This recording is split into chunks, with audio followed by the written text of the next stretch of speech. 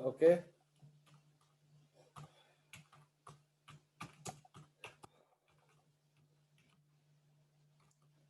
तो symptoms of malaria में क्या होता है? बेसिकली जब वो पर्सन अफेक्टेड होगा, एंड देखो एक तो क्या है, there is always a incubation period.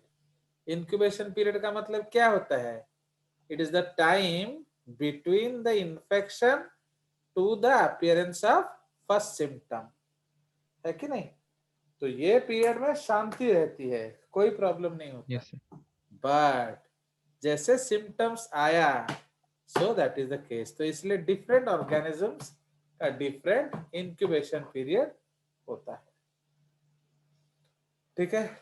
सो इसीलिए सिम्टम्स, जो कॉमन सिम्टम्स हैं जो मलेरिया में आप देखेंगे, ये 8 से 15 दिन के बाद या 25 दिन के बाद आते हैं।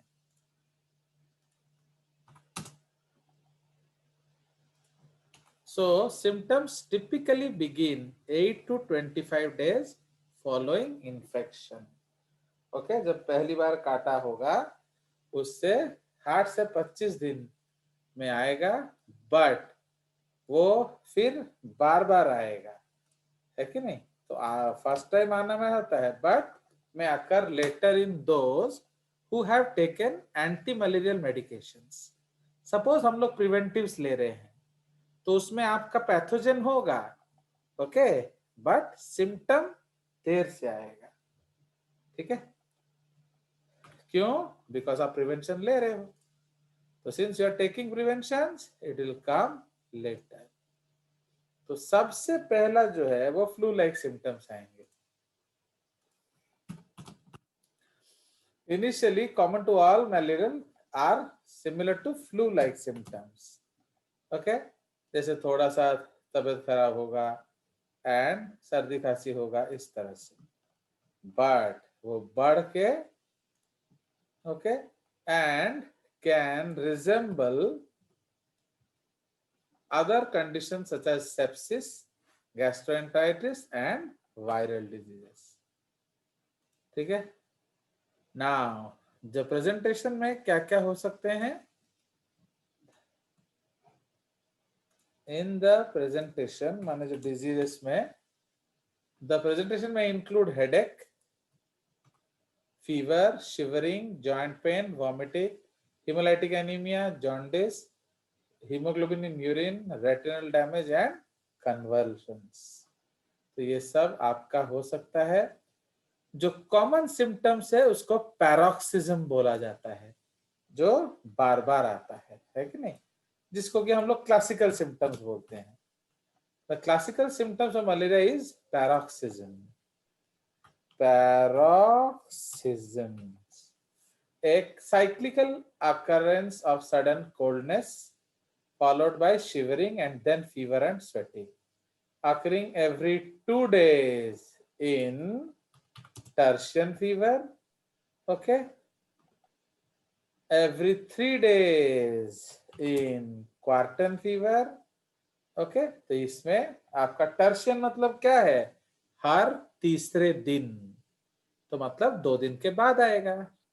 क्वार्टन मतलब हर चौथे दिन, मतलब 3 दिन के बाद आएगा। तो ये जो सिम्टम्स है इसको हम लोग पैरोक्सिज्म बोलते हैं, एंड जो कि उसका आइडेंटिफाइंग फीचर भी है। How do you know that a person is suffering from malaria? From such paroxysm. But जो सीरियस केसेस हैं उसमें इवन डेथ तक जा सकता है। तो severe malaria is usually caused by falciparum. Symptoms arise 9 to 30 days after infection, है कि नहीं? तो उसके बाद जो इंडिविजुअल्स हैं उनमें क्या होगा?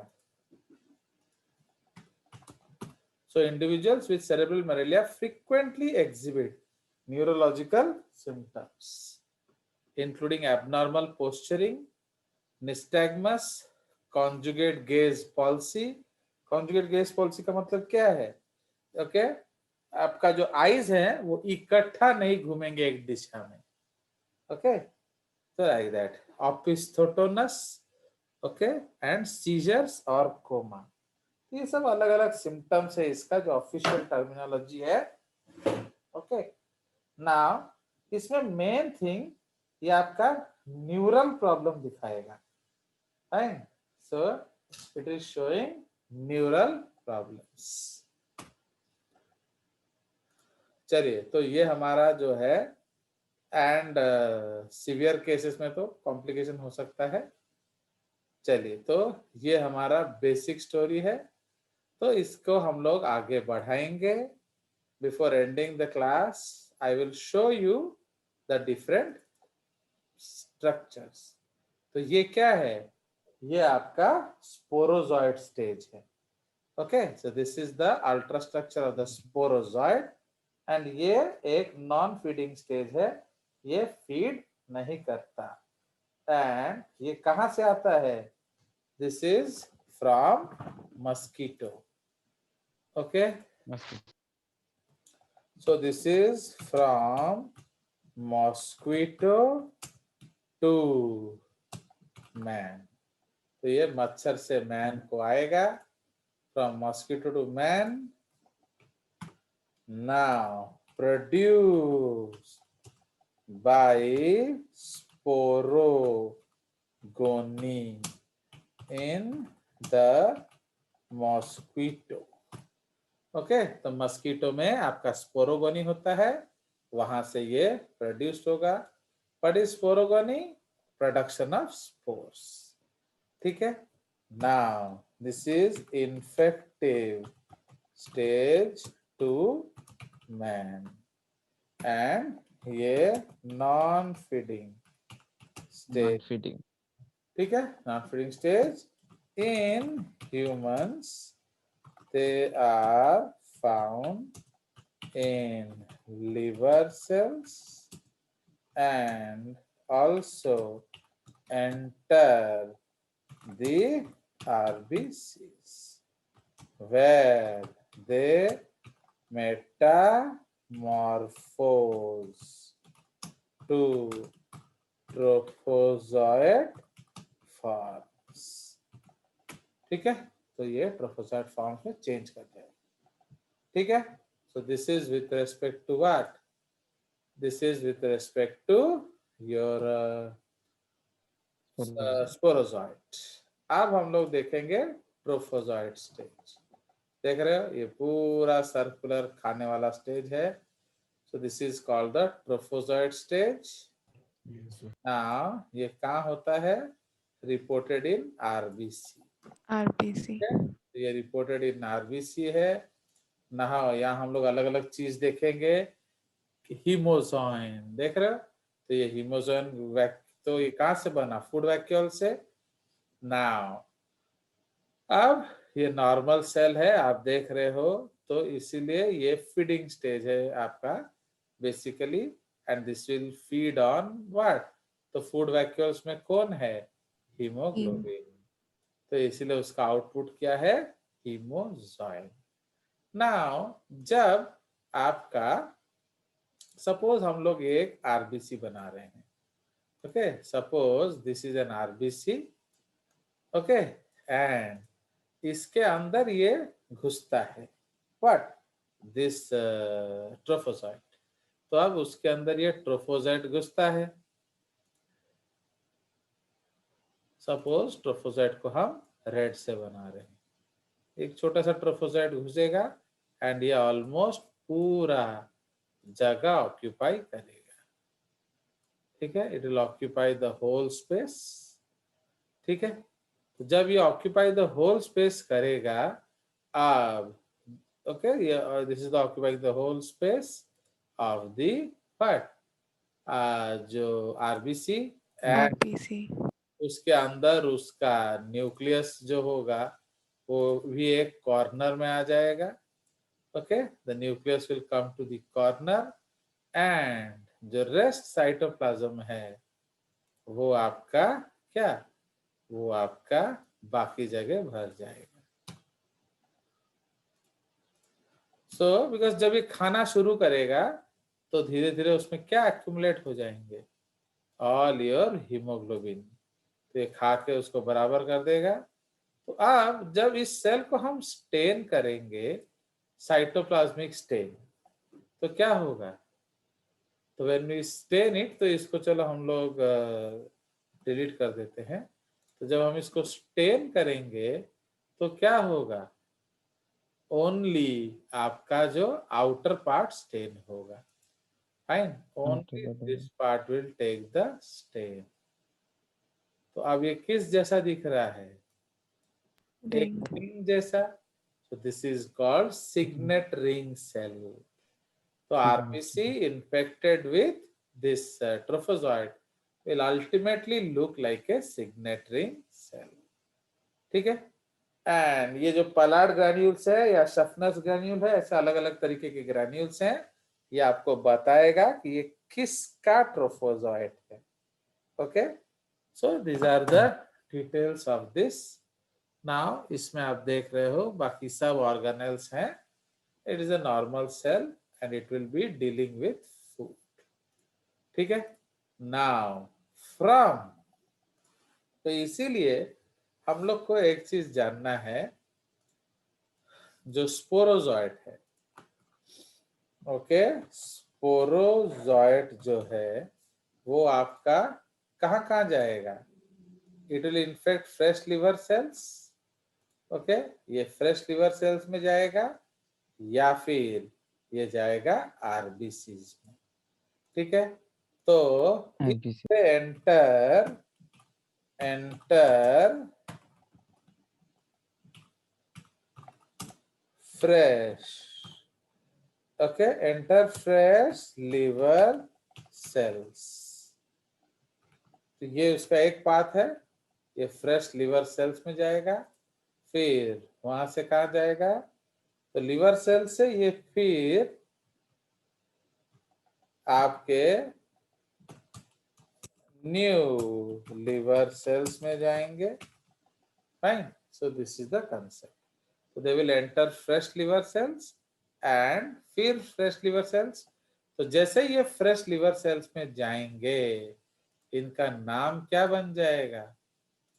बोलिए। They are called क्रिप्टोजॉइट्स। क्रिप्टोजॉइट्स मतलब हिडन। तो ये आपके छुप जाएंगे। ठीक है? तो ये छुप गए, अब आपको मिलेगा नहीं स्पोरोजॉइट। ये क्रिप्टोजॉइट जब लिवर सेल्स में जाएंगे, अब उनका नाम है क्रिप्टोमेरोजॉइट्स। तो दे आर कॉल्ड क्रिप्टोमेरोजॉइट्स। एंड फिर एक और लिवर सेल जाएंगे, मेटाक्रिप्टोमेरोजॉइट, एंड इस तरह से।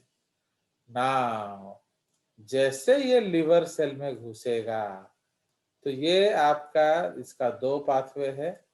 सो either it will go there या it will go here. So इसमें क्या है? फ्रेश लिवर सेल्स, ओके, तो यहां जा सकते हैं या आरबीसी, हाँ, एंटर रेड ब्लड सेल्स। ठीक है? तो अब ये जो है, इसको हम लोग कहते हैं, इस स्टेज को हम लोग क्या कहते हैं? Pre erythrocytic साइजोगोनी। Okay, is called pre erythrocytic साइजोगोनी। Fine, इसको कहा जाता है एक्सो एरिथ्रोसाइटिक साइजोगोनी।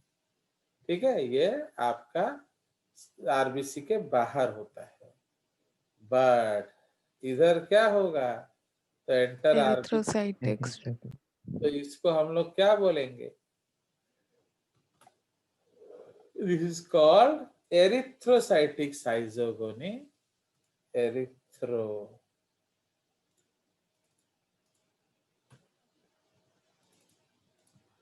ओके, इसको एरिथ्रोसाइटिक साइजोगोनी बोलेंगे। एंड ये धीरे धीरे क्या बन जाएगा? सो दिस विल बिकम ट्रोफोजॉइट, है कि नहीं? तो ये ट्रोफोजॉइट बन जाएगा। ठीक है? This will become trophozoite. तो ये आपका चलता रहता है। दिस लिवर सेल से फिर लिवर, तो ये एक्सोएरिथ्रोसाइटिक कहलाएगा। ओके, सो इसके भी फिर 2 ब्रांचेस हो सकते हैं, है कि नहीं? सो इसके भी 2 ब्रांच है, एक आरबीसी की तरफ जाएगा, एक फिर लिवर सेल्स के तरफ जाएगा, है कि नहीं? तो इसलिए ये वहां घूम सकता है। तो ये जो है वो एरिथ्रोसाइटिक साइटोगोनी है, ये आपका एक्सो, ये एरिथ्रोसाइटिक साइटोगोनी। लिवर से जो निकला आरबीसी से, ये जा सकता है फ्रेश लिवर सेल्स, ठीक है, या this can enter into mosquito, या it will enter into what? RBC. Another RBC. Yes, the new RBCs, okay, ये जाएगा एंड क्या picked up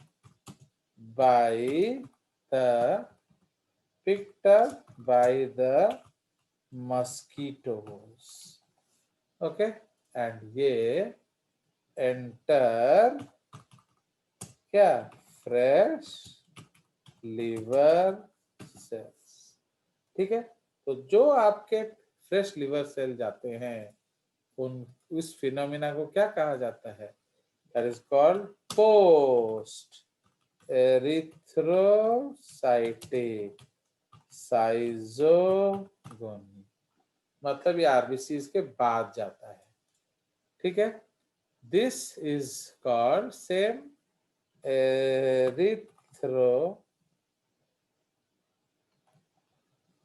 ओके, इसको हम लोग कहेंगे एरिथ्रोसाइटिक साइजोगोनी, है कि नहीं? बट ये जो है इसको कहा जाएगा गैमोगोनी, ओके, गैमोगोनी इन मस्कीटोस आफ्टर फर्टिलाइज, ओके, गैमोगोनी होगा इन मस्कीटोस, उसके बाद फर्टिलाइजेशन होगा, उसके बाद जाइगोट या ookinete forms, ये undergoes क्या स्पोरोगोनी, ठीक है। तो ये स्पोरोगोनी करेगा, ठीक है जी। तो इसीलिए जो आरबीसी से 2 सेल्स निकलते हैं, एक सेल एंड दूसरा cell, so this is called macrogametocyte and this is called microgametocyte, समझ रहे हो? तो माइक्रोगैमेटोसाइट क्या बनाएगा? ये Male gamete. मेल गैमेट बनाएगा, एंड मैक्रोगैमेटोसाइट क्या बनाएगा? Female. फीमेल गैमेट बनाएगा, ठीक है जी। So this will be inside the mosquito's body. तो ये actually different types of stages है, तो जिसको कि हम डिस्कस करेंगे आपका नेक्स्ट क्लास, ठीक है। Sporocyte RBC diaphragm. हाँ हाँ, Sporos डायरेक्ट direct RBC जाएगा, नहीं हो सकता. वो वाया, ये चलो वो via liver, Liver. Yes sir. क्योंकि आरबीसी फिक्स्ड नहीं है ना, लिवर फिक्स्ड है, आरबीसी के पीछे पीछे बढ़ना पड़ता है, तो इसीलिए लिवर में उनको आरबीसी मिलने का ज्यादा चांस होता है, okay, then running from pillar to post, okay, चलिए, Yes sir. Good night.